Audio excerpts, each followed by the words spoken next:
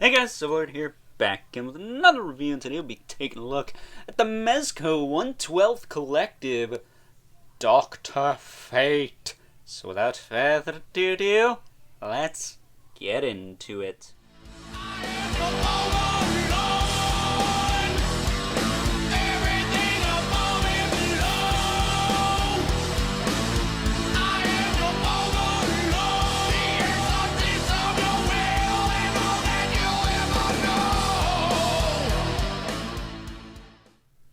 Alrighty guys, as I said before, today we are taking a look at Dr. Fate. He is part of the 1/12 Collective DC Comics line brought to us by the fine folks over at Mezco Toys. And you're probably wondering, how in the Sam hell did Overlord get his hands on this figure right here? It's sold out in a lot of places.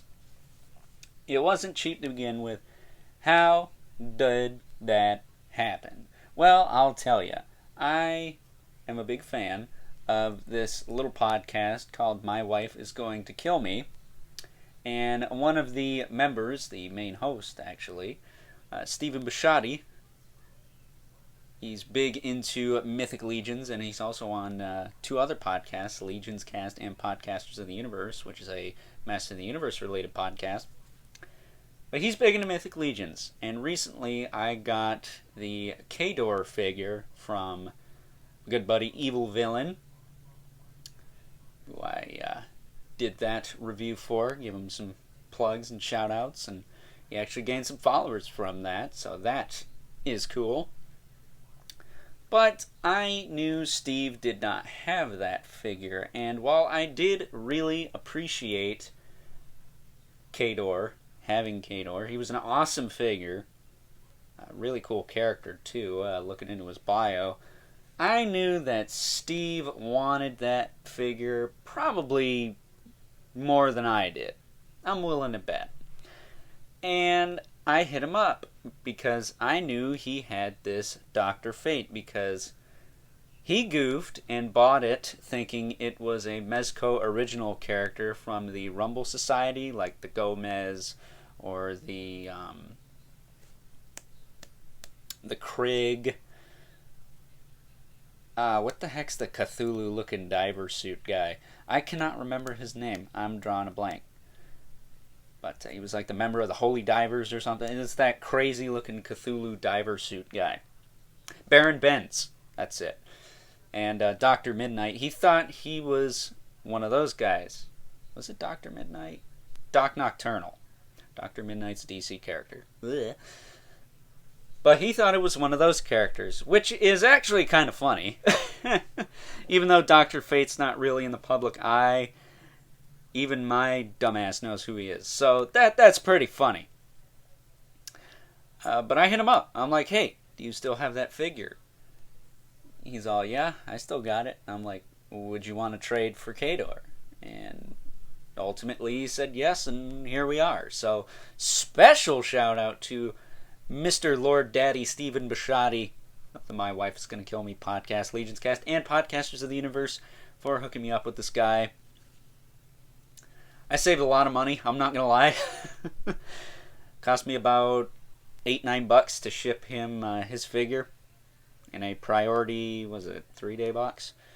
So that's really all the money I had invested in this, and I will take Mezco figures for $10 or less every freaking day of the week, because this thing is flippin' fantastic. I love this figure. This is top 10, top 5 action figures of the year.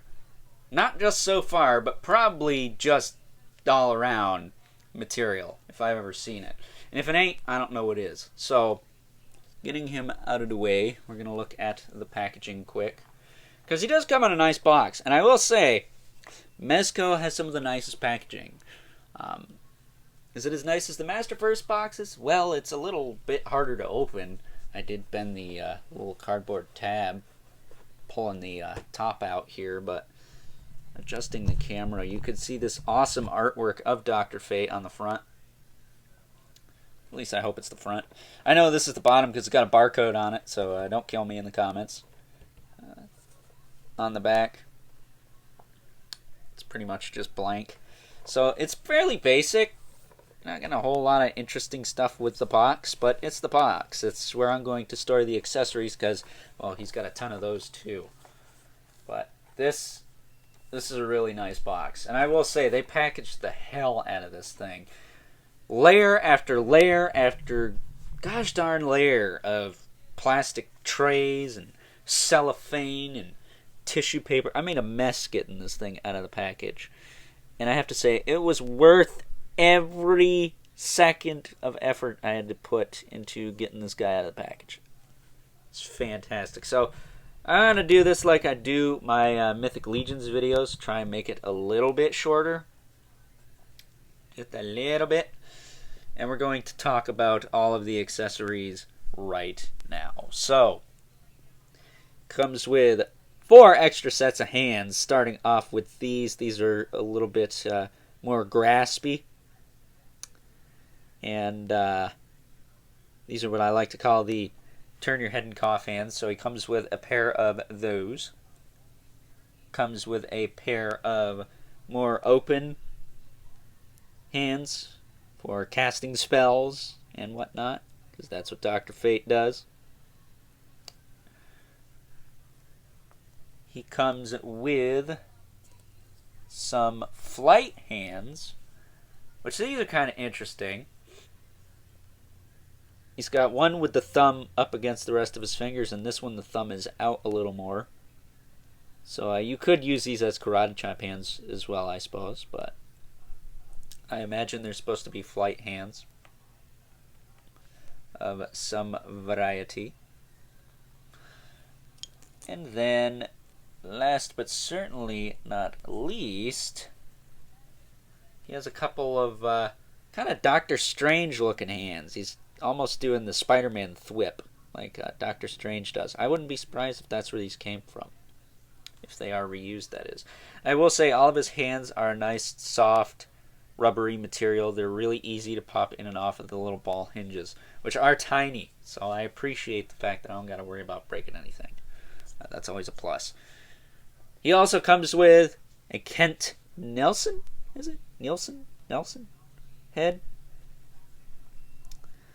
I know there have been several Dr. Fates, but this is, of course, Kent Nelson. It's got a little gray in there. And this is easy to pop on and off the little ball peg as well. And then he's got a empty Helmet of Fate, which is awesome. If you have a head small enough, you can actually put this on them. Maybe a Mythic Legion skeleton head. I already tried putting it on my Multiverse Wonder Woman, so I don't have to buy the Dr. Fate helmet variant, and yeah, that didn't work. So, darn. Almost saved some money. He also comes with the Book of Knowledge. Or is it the Book of Thoth? The Egyptian god Thoth?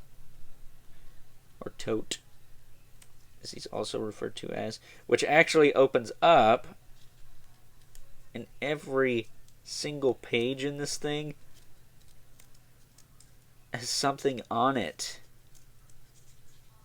Like, what? There's stuff all over this book. That's cool, man. We don't get a lot of book accessories, let alone ones that are done this well. I will say the pages, you're going to have to do a little folding to get them to stay open, but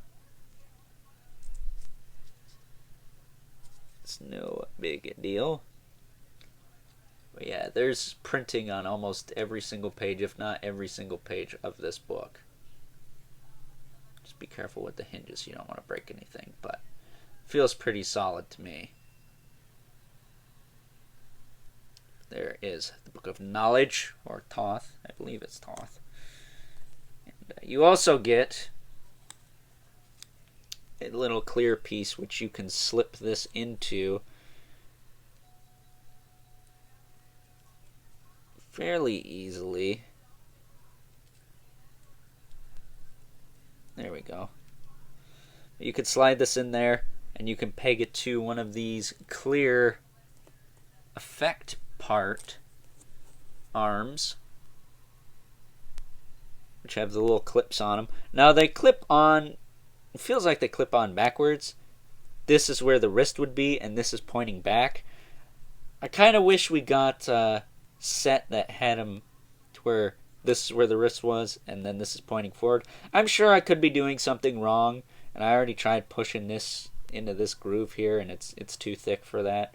So if you went and hollowed that out, maybe you'd be able to get that in there. But as it stands, I was able to get him in a pretty awesome pose with these regardless of what direction they face, so I am okay with that. They do have a little ball joint here, and then there is a hinge joint at the end there. Not on a swivel or anything, but it does hinge forward and back. So that is cool. For adjustments, of course. And then he's got two different smaller magic effects. He's got this diamond-shaped one, which kind of looks like a shield projection, or even like a generic version of the book, maybe. And then this crazy kind of atomic nuclear symbol looking thing, which I assume is supposed to be some kind of crazy charging up for a blast type of effect or something of that matter. But it looks really cool, and I don't think I've gotten any fingerprints on these, so really nice quality plastic there. They each have pegs to go onto the stands. And then my favorite is the Ankh symbol, which is the symbol I most associate with Dr. Fate. And it's an Ankh, it's Egyptian. I'm a sucker for that type of stuff. And just to show you, you can easily peg these onto here. And there you go. There is your Ankh effect, and you can clip this to his arm. You'll see that in the end at Final Thoughts if you missed it in the beginning. Just to save some time here. But yeah, that is cool.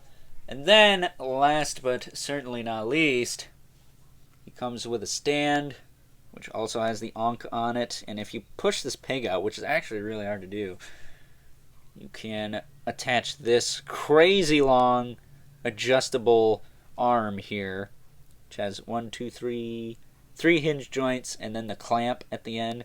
You can even pull this out, and I think they have alternate ends for these, so you can have the capes flaring out, which he doesn't come with one of those. I don't think he needs one. I was able to get his cape in a nice flowy pose. And if that ain't enough, they give you a plastic Ziploc baggie to put it all in. Now, I am going to put all my accessories in this fancy box here because I want to preserve the effect pieces. They aren't fragile per se, but they don't have a lot of bend to them, so I don't want them to get broken if they fall on the floor or something.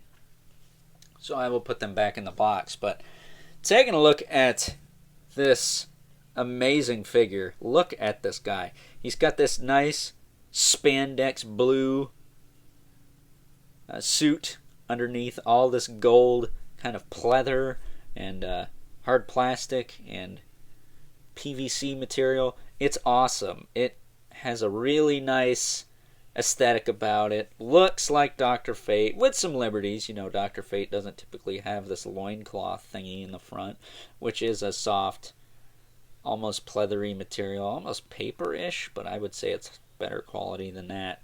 Then he's also got it on the skirt pieces here. He's got these soft rubber pieces that are attached to the belt buckle in the front there that wrap around his waist and go on the back. They're not connected to anything on the back. Excuse me. But they are very flexible. You can move them out of the way however you want. Same with the shoulder pads up here. This one's a little warped up on mine, but that's nothing. That's not that big a deal. But these will get out of the way too, so you can pose his arms out if you want. Excuse me again, jeez. But yeah, this dude is awesome, man. Collar looks just like Dr. Fate to me. He's got the cool boots and the gloves, and these are actually hard plastic. I believe they're molded in gold It doesn't have the swirly twirly like a Marvel Legends would, but this is obviously not as cheap as one of those, so I imagine they use a better quality plastic. That's why it doesn't have that going on. I don't believe it is paint. I don't think a single thing is painted on this guy, other than maybe, I don't even think this is. I think the head is probably molded in tan, the skin tone. Excuse me again, sorry. And then the helmet is cast in gold and glued on top of that. But articulation on this guy, he's got a swivel in the head, and we'll talk about why it's just a swivel in a minute. You do get a tiny wiggle out of that, but it's going to just pretty much be a left and right. His arms are nice and tight, but they are on hinges. They can go out to the side that far. You probably push a little more than that, but be careful you don't want to tear the spandex. It will stretch, but you don't want to stress it out or anything. Rotates forward and back. He's got a bicep swivel. He's got double joint at the elbow.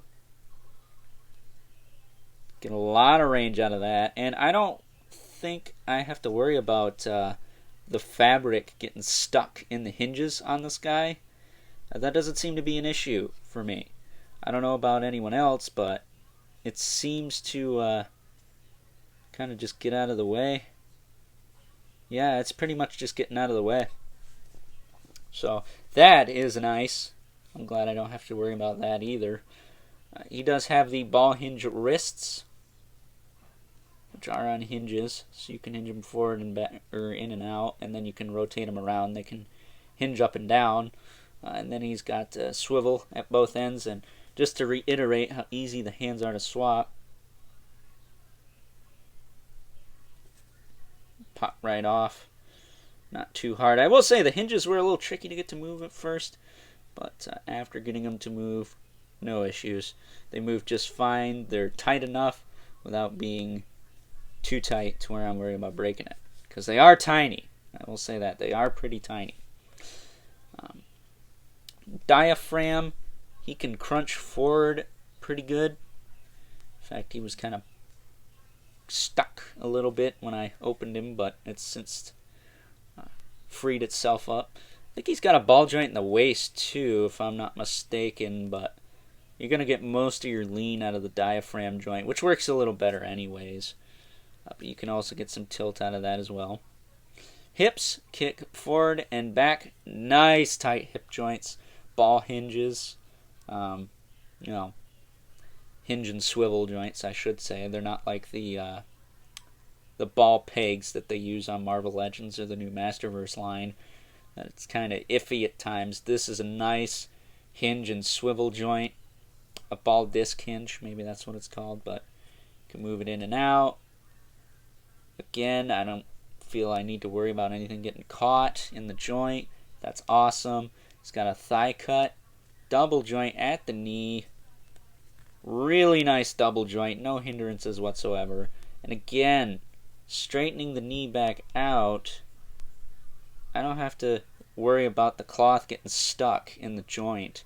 It just kind of shifts into place, and that is a treat.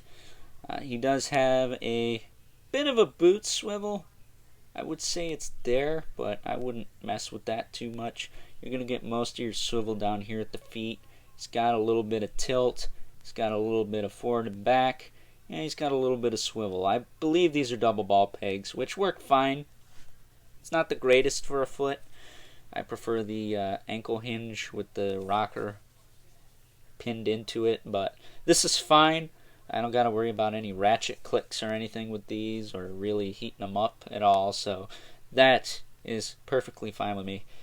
He also has peg holes on the bottom of his feet, so you can plug him into his stand. And then the cape, it's got a wire frame in the collar, which looks nice. So you can have the collar sticking straight up, or you can have it folded back all the way. I like it sticking straight up behind his head. I think it gives him a nice presence. Looks very classic that way.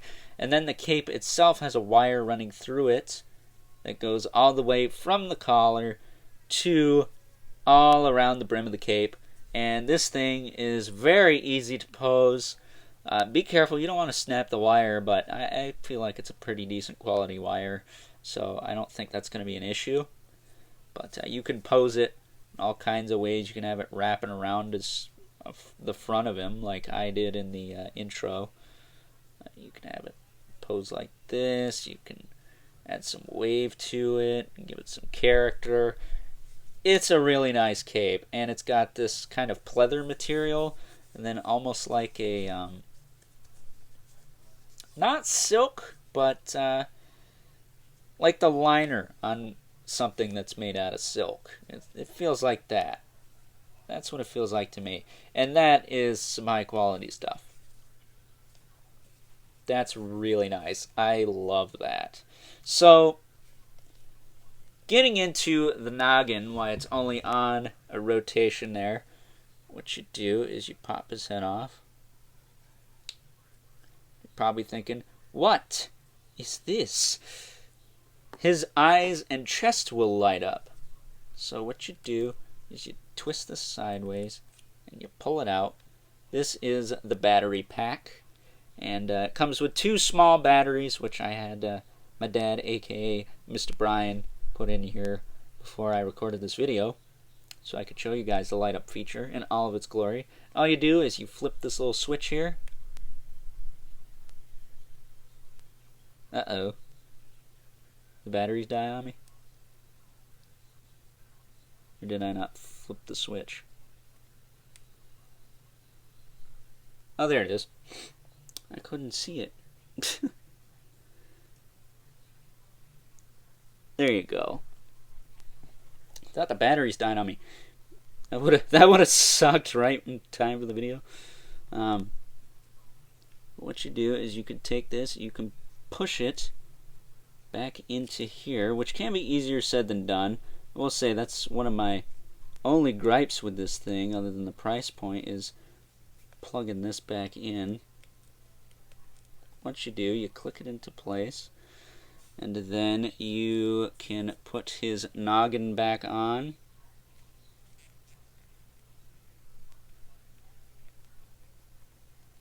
Which also can be easier said than done at times. There we go.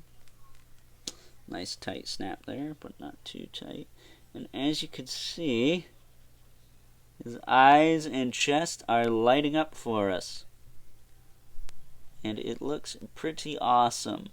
Now I'm going to kill the lights so we can see this a little better before we take a look at some size comparisons.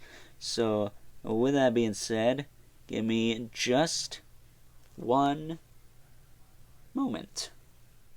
And as promised, here is Dr. Fate all lit up. I killed the lights and you can see he glows pretty good.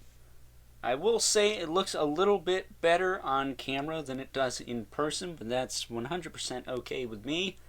It's nice that it's nice and bright on film and or photograph as opposed to in person, because that can be damaging to my eyes. But this looks really cool, man. I really dig this. It's not too bright in person, and when I want it to be bright, it's really friggin' bright. And you can see it clear as day. So I'm just getting in here and turning him a little bit. You can see his eyes there. And of course, if you put the, again, is it Kent Nelson head on here, only the chest will light up, but it will still work. Of course, you'll have the light in the neck peg, but you will not be able to see it because, well, it'll be covered up by the solid, not hollowed out Kent Nelson head. So with that being said, let's take a look at some size comparisons. Taking a look at some size comparisons, here's Dr. Fate next to a couple of McFarlane Toys DC Multiverse figures, the Target exclusive Batman Beyond, and the, I believe it was Build a Batmobile Wave Nightwing. This is the blue version of Nightwing, not the red one from the Red Hood 2-pack.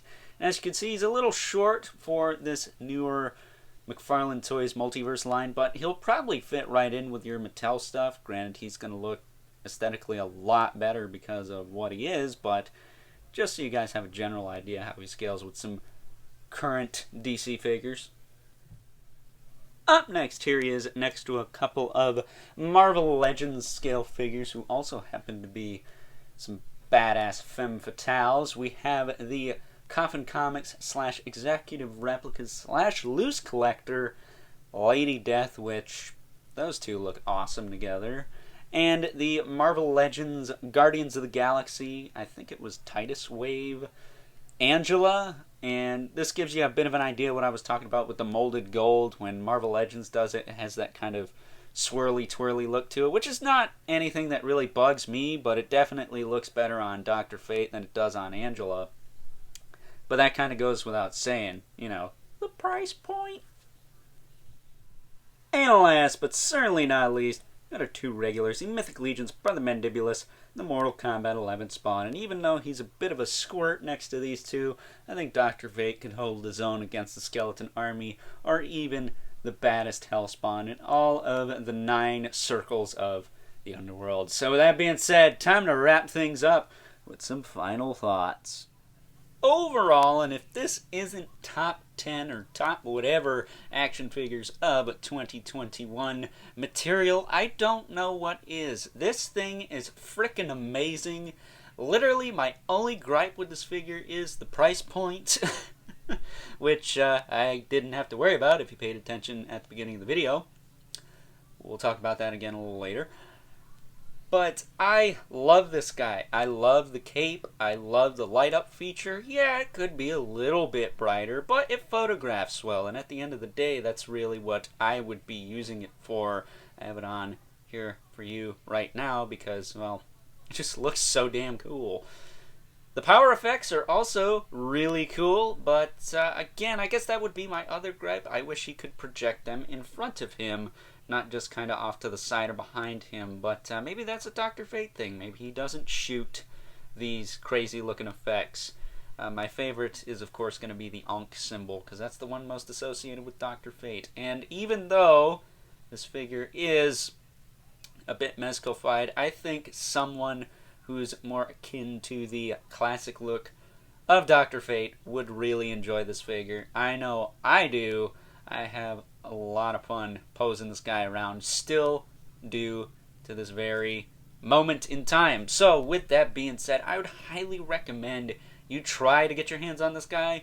He's sold out on Big Bad Toy Store. I don't know about other retailers like Entertainment Earth or Sure Thing Toys or Dorkside Toys, Collectibles. I forget what the last part of that store is, but I would highly recommend you try and track this thing down. He is awesome. Right now, top 5 figures of the year so far. I love it that much. This thing is freaking amazing. And again, special thanks to Stephen Bishotti from the My Wife Is Going to Kill Me podcast, Legions Cast, and Podcasters of the Universe for trading me this guy for my Mythic Legions Khador. I know I said I wasn't going to trade it, but sometimes I feel that some things belong with certain people, and this was one of those times. Shout out again to Evil Villain for sending me that Khador figure, which in turn got me this figure, which I like a whole heck of a lot. I will leave links to the My Wife Is Going to Kill Me podcast Facebook group, the support group, as well as their YouTube channel and their website, where they have a shop. You can buy t-shirts, Mythic Legions, all kinds of stuff. And I will say their Mythic Legions are reasonably priced when you look at what they're selling for on eBay. So keep that in mind. But with that being said, I hope you guys enjoyed this review. Don't forget to like this video, hit that subscribe button and the notification bell so you know whenever I upload more reviews like this one. I got some Motu stuff coming again. Seems to be a weekly thing now, but that's a good thing, right? Some people it might not be, but to me it is. So there you go. And as always, don't forget to hit me up on Instagram at Overlord Productions for all kinds of toy and action figure related posts and whatnots. As well as don't forget to leave a comment in the comment section below. Let me know what you think of this figure. If you like it, don't like it, Jones and Fort going to pass on it. The only reason I see someone passing on this is that hefty price point. He is about $90, but that's a little cheaper than I think the Cable and the Cyclops, who also had light-up features and no diaphragm joints. So, you know, I don't think it's that bad of a deal, especially considering what the DC Classics one goes for nowadays, which is like $50, $60, and that one doesn't do jack squat. So, I think I'll take this one every single day of the week. That, and he has better ankle joints. That always helps. What's the point of giving them crazy leg articulation if they can't put their feet flat on the floor? Moss Man. And as always, don't forget to keep the comments civil, because the world sucks enough as it is. And until next time, I will catch you guys later.